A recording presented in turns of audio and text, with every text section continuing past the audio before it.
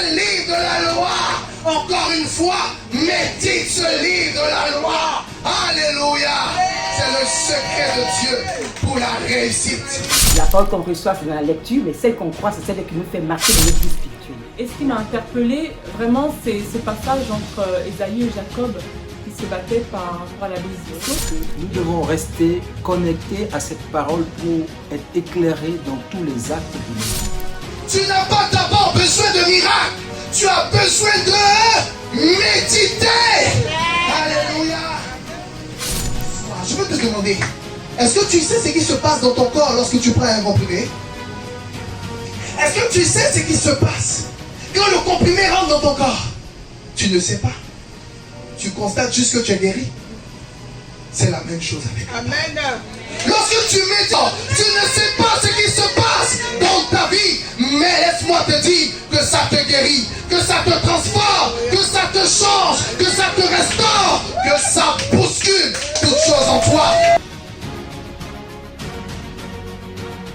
Au commencement était la parole. Dans toute situation dans nos vies, nous avons besoin de la parole. Si on est au chômage, on doit écouter la parole et surtout la lire. Si on veut des enfants, on doit écouter la parole, la lire. Dans nos familles, dans nos foyers, nous devons écouter la parole et la pratiquer. La Bible qui véhicule sa parole doit être ce livre que nous devons avoir à tout moment, le méditer chaque instant pour avoir du succès dans tout ce que nous faisons. Face au grand challenge d'aujourd'hui, c'était le secret de Dieu. Face à ton grand challenge, voici le secret que Dieu t'envoie. Médite ce livre de la loi. Tu as un défi d'enfantement, médite ce livre de la loi. J'ai reçu de la bouche du pasteur Pierre cette parole-là, car moi c'est un défi pour moi de lire la parole parce que je ne le fais pas. Mais aujourd'hui, il a tellement insisté que vraiment Dieu il m'a parlé à travers sa bouche. Donc mes chers amis, écoutons la parole car la parole est la vérité et elle vaincra. Alors le pasteur a encore insisté ce dimanche sur l'importance de la parole de Dieu dans notre vie en tant que chrétien. D'abord, il a parlé du mystère, il a parlé de deux aspects, la parole qu'on reçoit et que la parole pour laquelle on croit. Dieu lui-même est la parole et au travers de sa parole, il nous apporte la lumière. Tu n'as même pas besoin d'abord qu'on t'impose les mains. Tu as besoin de méditer. Médite ce livre de la loi jour et nuit et agis fidèlement. C'est le seul secret que Dieu a donné à Josué. C'est le seul secret que Dieu a donné à Josué. C'est le seul secret que Dieu a donné à Josué. Pourquoi?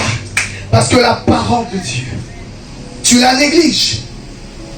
Mais de la même manière que lorsque le médecin te donne un comprimé, il ne t'explique pas ce qu'il y a dedans. Il te dit, prends matin, midi, soir, matin, midi, soir. Il a dit que la parole était importante. Même si on priait pendant des heures, il faut toujours y ajouter la parole. Ce que le pasteur a prêché ce matin par rapport à la parole m'a vraiment interpellé.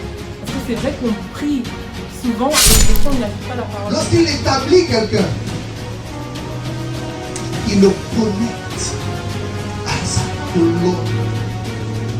Avec un recevant de sa colonne, quand le pasteur déclare tu es béni, c'est la même onction, la même puissance que ce que Isaac a fait sur Jacob.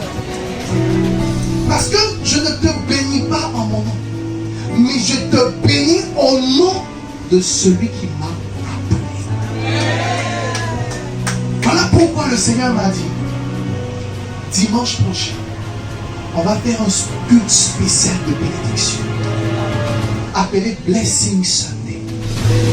Un culte spécial de bénédiction. Il faut que je libère la bénédiction. Il faut que je te bénisse. Amen. Ce livre que Dieu a laissé pour nous sur terre, nous devons écouter la parole et nous ne devons pas nous relâcher. C'est pas facile, nous devons persévérer dans la parole du Saint-Esprit. Les paroles biologiques ne peuvent apporter que des souhaits. Mais il existe un sacerdoce qui, connecté à la parole de Dieu, est capable de donner une bénédiction qui n'est pas un souhait, qui arrive.